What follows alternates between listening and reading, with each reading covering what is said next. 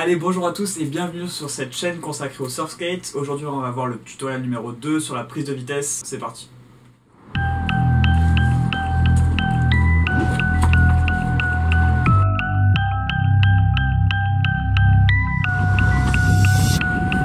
Look, false personas, all is hopeless in the game now. The rendezvous should flow through those who chase the same cloud. The pollen floating through the industry got this congested. I'm XXL if they fit the pennant. Fuck who they pick as freshmen. I SMS it, DM it, double send it till they get the message. I road trip the left with.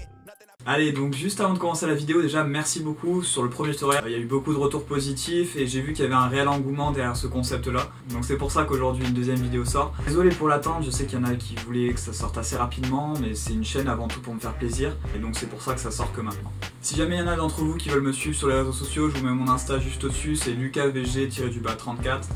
Il y a des photos de surf, de kite, etc. Donc allez faire un tour si vous voulez.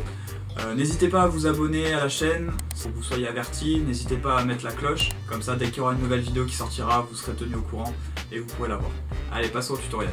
Alors en surf, il y a deux possibilités de prendre de la vitesse. La première, c'est suivre la trimline. C'est une zone en fait de puissance dans la vague où lorsqu'on va se prendre une certaine trajectoire, elle va nous pousser et nous procurer de la vitesse sans rien faire. Cette prise de vitesse là, elle se dédie surtout aux débutants qui ne maîtrisent pas forcément leur planche, ou alors aux longboarders. C'est des planches qui sont assez lourdes, qui sont pas forcément très maniables comme un shortboard, donc ça peut être assez pratique. Mais nous on va surtout s'intéresser à la prise de vitesse que je peux appeler le bump.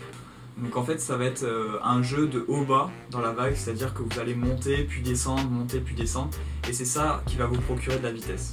Alors aujourd'hui on va traiter la prise de vitesse backside et frontside avec les deux exemples pour que vous puissiez un peu vous repérer parce que les choses sont différentes. Pour la prise de vitesse frontside, ça va être un jeu entre les talons et les pointes. Les pointes qui vont servir à vous faire remonter dans la vague. Lorsque vous allez appuyer, en fait, vous allez vous mettre sur le rail et donc monter. Et à ce moment-là, il va falloir essayer de s'alléger. Pour essayer d'être le moins lourd possible, il va falloir tendre les jambes au maximum, essayer de se rendre léger sur la planche. Et les talons, ils vont s'appuyer dans le but de redescendre. D'accord ?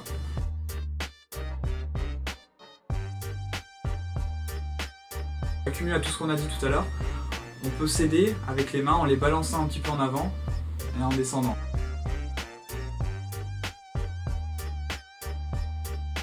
Maintenant passons à la prise de vitesse backside. Ça va être assez similaire à ce qu'on a vu tout à l'heure, mais il y a 2-3 petites choses qui changent. En backside, ça va surtout jouer au niveau de l'amplitude de rotation de votre bassin. Parce que plus vous allez avoir une grande amplitude, plus vous allez pouvoir remonter haut et donc lors de la redescente prendre un maximum de vitesse. Donc c'est pareil, ça va être un jeu de talons-pointes, il va falloir appuyer sur les talons pour remonter, pensez à s'alléger, tendant les jambes. Et dans la redescente, il va falloir fléchir pour se rendre le plus lourd possible et donc accélérer au maximum. Donc à cela on peut y ajouter les bras, c'est pareil, les jeter en avant pour essayer de gagner un petit peu de vitesse.